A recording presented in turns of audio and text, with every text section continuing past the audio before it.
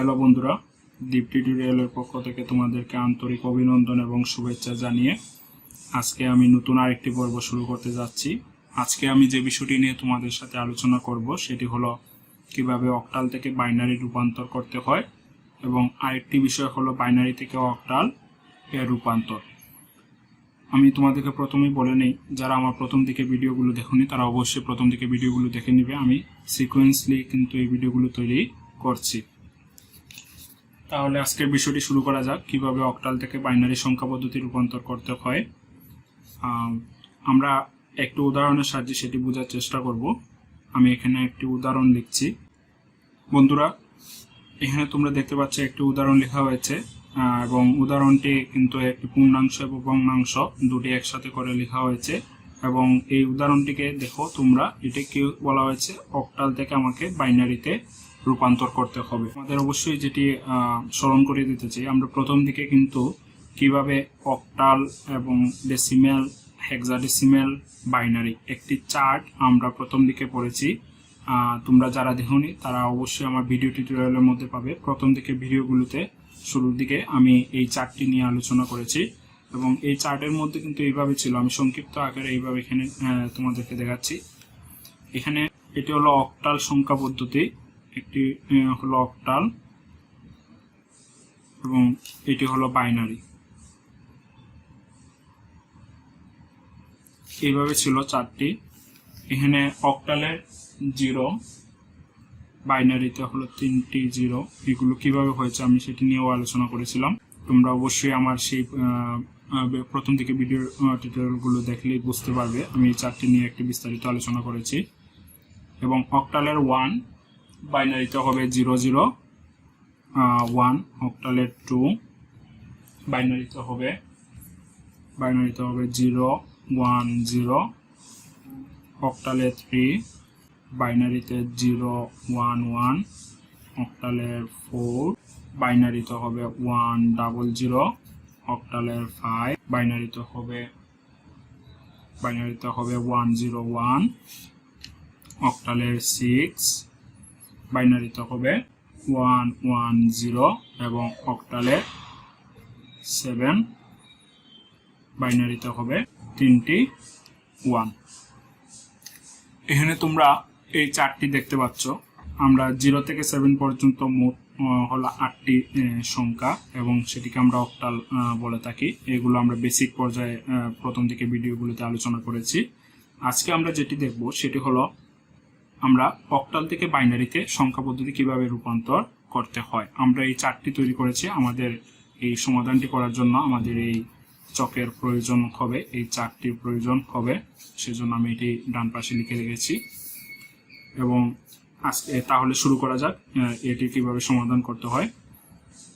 যে কোনো অক্টাল থেকে বাইনারি সংখ্যা পদ্ধতি রূপান্তর আসুক না কেন, এই একটি নিয়ম যদি তোমরা ভালো করে বুঝতে পারো তাহলে এই পদ্ধতির আশা করি তোমাদের সমাধান তোমরা পেয়ে যাবে এবং একই নিয়মেই অক্টাল থেকে বাইনারির সংখ্যা পদ্ধতি রূপান্তর করতে পারবে।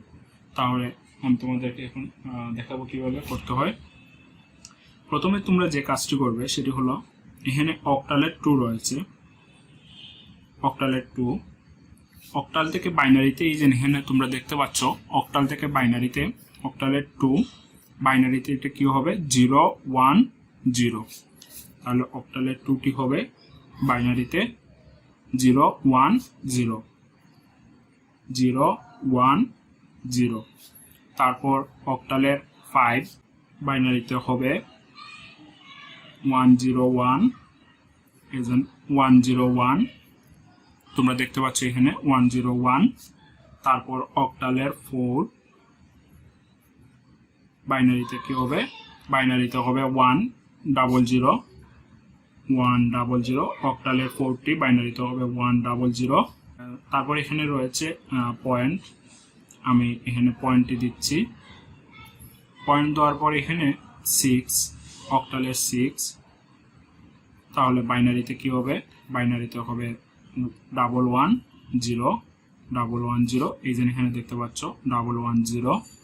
তারপর যেটি রয়েছে এখানে আমি নিচের দিকে চলে যাচ্ছি। আমার ডান পাশে জায়গা খালি নেই, ডান পাশে আমার পর্যাপ্ত পরিমাণ জায়গা নেই, সেজন্য আমি নিচে চলে যাচ্ছি।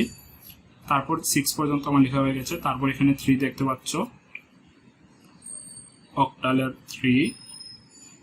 এই 3টা হবে বাইনারিতে 011 এবং আরেকটি 3 রয়েছে। এই 3টি পরবর্তীতে বাইনারিতে কি হবে, একইভাবে 011 হবে। তাহলে এখানে আমরা 254 পেয়ে গেছি বাইনারির মধ্যে, বাইনারিতে কনভার্ট করে। তারপর 6 এর পেয়ে গেছি, 3 পেয়ে গেছি, এখানে আরেকটি 3 রয়েছে, সেই 3টিও এখানে আমরা পেয়ে গেছি। এইভাবে অক্টাল থেকে বাইনারিতে এই 3টি করে, এখানে 3টি সংখ্যা করে এখানে নিতে হবে। আমি আবার বলছি, অক্টাল থেকে যখন বাইনারিতে বলবে তখন এখানে 3টি করে সংখ্যা নিতে হবে। এই পদ্ধতির মাধ্যমে তোমরা অক্টাল থেকে বাইনারিতে রূপান্তর করতে হবে এবং সহজভাবে মনে রাখার জন্য যেটি করতে হয় সেটি হলো এই 3টি সংখ্যা করে বাইনারিতে কনভার্ট করতে হয়। তোমরা এই চার্টটি দেখে নিবে, এই চার্টটি নিয়ে আমি আলোচনা করেছি। এই চার্টটি অক্টাল থেকে বাইনারিতে বা বাইনারি থেকে অক্টালের রূপান্তরের জন্য প্রয়োজন। তাহলে আমরা এটি বুঝতে পারলাম অক্টাল থেকে বাইনারিতে রূপান্তর। এখন এখানে আমরা যেটি লিখব সেটি হলো 25463। এটি হলো অক্টাল এবং এখান থেকে আমরা বাইনারিতে যেটি পেয়েছি 010, তারপর 5 এর বেলা আমরা যেটি পেয়েছি সেটি হলো 101,